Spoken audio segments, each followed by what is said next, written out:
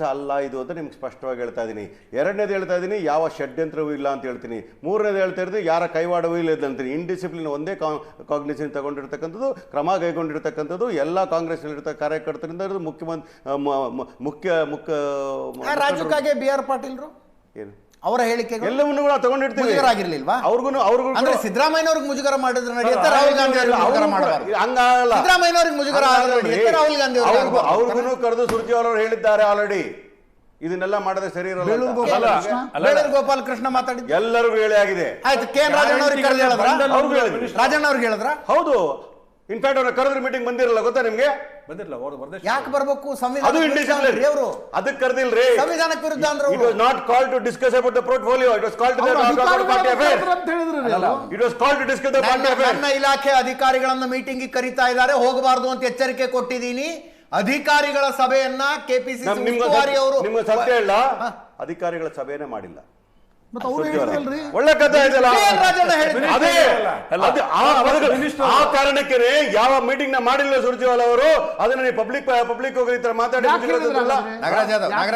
ಯಾಕೆ ಹೇಳಿದ್ರಂಗಂತೇಳಿ ಅವ್ರನ್ನ ಕೇಳಬೇಕಾಗ್ತದೆ. ಇದೆಲ್ಲ ಮಾಡ್ಕೊಂಡ್ರೆ ಸ್ವಯಂ ಅಪರಾಧಗಳಿಂದ ಈ ಫೇಸಿಂಗ್ ದಿಸ್ ಪ್ರಾಬ್ಲಮ್ ಟುಡೇ. ಅಧಿಕಾರಿಗಳ ಸಚಿವರು ಉಸ್ತುವಾರಿ ಜನರಲ್ ಸೆಕ್ರೆಟರಿ ಅವರು ಒಬ್ಬ ಮಂತ್ರಿನ ಕರೀತಾರೆ, ಮಂತ್ರಿ ಅಂತ ಕರೆದಿಲ್ಲ. ಒಬ್ಬ ನೀನು ಪಕ್ಷದ ನಾಯಕ ಇದೆಯಪ್ಪ, ನೀನು ಬಾ, ನೀನು ಪಕ್ಷದ ಚಿಹ್ನೆಯಿಂದ ಗೆದ್ದಿದ್ಯಾ, ನೀವು ಏನ್ ಮಾಡ್ತಾ ಇದ್ದೀರಿ, ಜನಗಳಿಗೆ ಏನ್ ಕೊಟ್ಟ ಮಾತಾಗಿ ನಡ್ಕೊಂಡಿದ್ದೀರಲ್ಲ ಅಂತ ಕೇಳ್ತಕ್ಕಂಥ ಜವಾಬ್ದಾರಿ ಯಾರ ಮೇಲೆ ಇರ್ತದೆ? ಎಲ್ಲಾ ಸಚಿವರನ್ನ ಕರೆದ್ರು, ರಾಜಣ್ಣ ಅವ್ರು ಒಬ್ಬರೇ ಕರೆದಿರ್ಲಿಲ್ಲ. ಎಲ್ಲಾ ಸಚಿವರನ್ನ ಕರೆದು ಮೀಟಿಂಗ್ ಮಾಡಿದ್ದು, ಸರ್ ಒಬ್ಬೊಬ್ಬರನ್ನೇ ಕರೆದು ಮೀಟಿಂಗ್ ಮಾಡಿದ್ರು. ಇವ್ರು ಸರದಿ ಬಂದ್ರೆ ತಪ್ಪಿಸ್ಕೊಂಡ್ರು. ಅವತ್ತು ನಾಯಕರ ಕರೆಯಲಿಲ್ಲ, ಸಚಿವರ ಕರೆದಿದ್ದ. ಅವತ್ತು ವಿಮರ್ಶೆ ಮಾಡ್ಲಿಕ್ಕೆ ನಿನ್ನೆ ರಾಜಣ್ಣ ಅವ್ರ ಹಿಂದೆ ಸತೀಶ್ ಜಾರಕಿಹೊಳಿ ನಿಂತಿದ್ರು, ನಿನ್ನೆ ರಾಜಣ್ಣ ಅವ್ರ ಹಿಂದೆ ನಜೀರ್ ನಿಂತಿದ್ರು. ಅವಾಗ ನಿಂತ್ಕೊಳ್ತಾ ಇದೆ ಅಲ್ಲಿ ಅಲ್ರಿ, ಒಳ್ಳೆ ಕಥೆ ಆಯ್ತಲ್ಲ. ನೀವು ಷಡ್ಯಂತ್ರ ಅಂತ ಹೇಳಿದ್ರು ಅವರು, ಹೇಳಿದ್ರಲ್ಲ ಹಿಂದೆ ನಿಂತ್ಕೊಂಡು ಪಾರ್ಟಿ ಏನೋ ಕ್ರಮ ತೆಗೆದುಕೊಂಡಿದೆ ಅಂತ ಹೇಳಿಲ್ಲ, ಹಿಂದೆ ಷಡ್ಯಂತ್ರ ನಡೀತು, ಬಿಗ್ ಲೀಡರ್ ಅದರ ಹಿಂದಿದ್ದಾರೆ ಅಂತ ಹೇಳಿದ್ರು. ನಾನೆಲ್ಲ ಬಿಚ್ಚಿಡ್ತೀನಿ ಅಂತ ಹೇಳಿದ್ರು ಅವರು. ಅದಕ್ಕೆ ಕೇಳ್ತಿದ್ದೀನಿ, ಅವ್ರ ಹಿಂದೆ ಸತೀಶ್ ಜಾರಕಿಹೊಳಿ ನಜೀರ್ ಪೊಲಿಟಿಕಲ್ ಸೆಕ್ರೆಟರಿ ಸತೀಶ್ ಜಾರಕಿಹೊಳಿ ಬಗ್ಗೆ ನಿಮ್ಗೆ ಜಾಸ್ತಿ ಗೊತ್ತಿರುತ್ತೆ, ಹೇಳಿ ಏನ್ ನಡೆದಿದೆ ಅಂತ. ಅವರು ಬಂದು ಕ್ಲಾರಿಫೈ ಮಾಡೋವರೆಗೂ ಕೂಡ ನಾನು ಅದ್ರ ಬಗ್ಗೆ ಮಾತಾಡೋದಿಲ್ಲ. ನನಗೆ ಗೊತ್ತಿರೋ ಪ್ರಕಾರ ನಮ್ಮ ಪಕ್ಷದಲ್ಲಿ ಯಾವುದೇ ಷಡ್ಯಂತ್ರ ಯಾರ ಮೇಲೂ ನಡೆಯೋದಿಲ್ಲ, ಗುಂಪುಗಾರಿಕೆಯೂ ಇಲ್ಲ. ನೀವು ಹೇಳ್ದಂಗೆ 2 ಗುಂಪುಗಳಿದೆ, ಸಿದ್ದರಾಮಯ್ಯನವ್ರದ್ದು, ಡಿ.ಕೆ. ಸಾಹೇಬ್ರದ್ದು, ಅವೆಲ್ಲ ಸುಳ್ಳು. ಆಮೇಲೆ ಇನ್ನೊಂದು ಕೂಡ ಹೇಳಿದ್ರಲ್ಲ ನೀವು, ಹೈಕಮಾಂಡ್ ಸಿದ್ದರಾಮಯ್ಯನವ್ರಿಗೆ ಮುಜುಗರ ಮಾಡ್ಲಿಕ್ಕೋಸ್ಕರ ಮಾಡಿದ್ರಂತೂ, ಪ್ರಶ್ನೆ ಇದು ಕೂಡ ಸುಳ್ಳು. ನೀವು ಕೇಳಿದ್ದೀರಿ, ನಾನು ಉತ್ತರ ಹೇಳ್ತಾ ಇದ್ದೀನಿ. ನಾವು ಖಂಡಿತವಾಗ್ಲೂ ಕೂಡ ಇನ್ಡಿಸಿಪ್ಲಿನ್ ಯಾರೇ ಮಾಡಿದ್ರೆ ಇದೇ ರೀತಿ ಕ್ರಮ ಕೈಗೊಳ್ಳುತ್ತೇವೆ. This is our party stand. ತೆಂಗಿನಕಾಯಿ ನೋಡಿ, ಪಕ್ಷದಲ್ಲಿ ನೀವು ಹೆಂಗೆ ಯತ್ನಾಳರನ್ನು ಹೊರಗಡೆ ಹಾಕಿದ್ರಲ್ಲ, ಪಕ್ಷದ ಗಡಿ ದಾಟ್ತಾ ಇದ್ರು, ಪಕ್ಷದ ಲಕ್ಷ್ಮಣ ರೇಖೆ ದಾಟ್ತಾ ಇದ್ರು. ಎಸ್ ಟಿ ಸೋಮಶೇಖರ್ಗೆ ಹಾಕಿದ್ರಿ, ಹೆಬ್ಬಾರನ್ನು ಹಾಕಿದ್ರಿ, ಹಂಗೆ ಅವ್ರು ಹಾಕಿದ್ದಾರೆ ನೋಡಿ. ಎಸ್ ಟಿ ಸೋಮಶೇಖರ್ ಮತ್ತು ಹೆಬ್ಬಾರ್ ಅವರು ಈಗಾಗಲೇ ಒಂದು ಬೇರೆ ಕಡೆ ಹೋಗಿದ್ರು. ಅವರು ನಮ್ಮ ಪಾರ್ಟಿಯಲ್ಲಿ ಚಿನ್ನದ ಮೇಲೆ ಗೆದ್ದರೂ ಕೂಡ ಕಾಂಗ್ರೆಸ್ ಜೊತೆ ಒಂದು ಒಪ್ಪಂದ ಮಾಡ್ಕೊಳ್ಳೋ ಕಾರಣಕ್ಕಾಗಿ ಸ್ಪಷ್ಟವಾಗಿ ಇವತ್ತು ಪಾರ್ಟಿಯಿಂದ ಹೊರಗೆ ಆಗ್ತಕ್ಕಂಥ ಕೆಲಸನ ನಾವು ಮಾಡಿದ್ದೇವೆ. ಯತ್ನಾಳ್ ಅವ್ರದ್ದು ಪಕ್ಷದಲ್ಲಿ ಅನೇಕ ರೀತಿಯಾದಂಥ ಭಿನ್ನಾಭಿಪ್ರಾಯಗಳಿದ್ದು, ಆ ಕಾರಣಕ್ಕಾಗಿ ನಾವು ಪಾರ್ಟಿಯಿಂದ ಅವ್ರನ್ನ ತೆಗೆಯುವಂಥದ್ದಾಗಿದೆ. ಆದರೆ ಅದಕ್ಕೂ ಮತ್ತು ಇದಕ್ಕೆ ಹೋಲಿಕೆ ಮಾಡುವಂಥದ್ದು ಭಾಳ ವ್ಯತ್ಯಾಸ ಆಗುತ್ತೆ.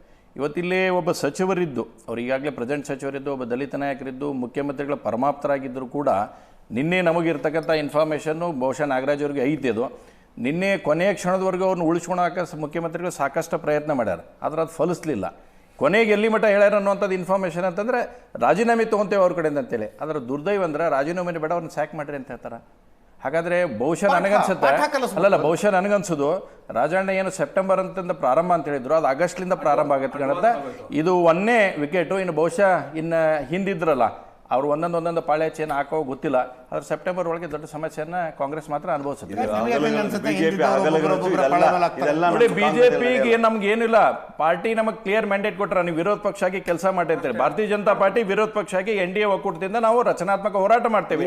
ನಿಮ್ಮ ಹಗರಣಗಳನ್ನ ಬಯಲಿಗೆ ಅಂತ ಕೆಲಸ ಮಾಡ್ತೇವೆ. ವಿಚಾರಧಾರೆಗಳನ್ನ, ಜನಗಳಿಗೆ ಸಂಬಂಧಪಟ್ಟ ವಿಚಾರಗಳನ್ನ ನೋಡಿ, ನಿಮ್ಮ ಎಲ್ಲಾ ವಿಚಾರಧಾರೆಗಳನ್ನ, ನಿಮ್ಮೆಲ್ಲಾ ಹಗರಣಗಳನ್ನ ಪ್ರತಿಯೊಂದನ್ನು ಕೂಡ ಕೆಲಸ ಮಾಡ್ತಾ ಇದೆ.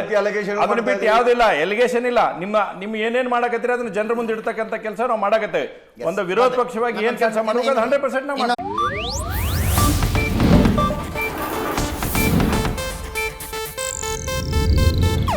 ಇದು ಏಷ್ಯಾನೆಟ್ ನ್ಯೂಸ್ ನೆಟ್ವರ್ಕ್ ಪ್ರಸ್ತುತಿ.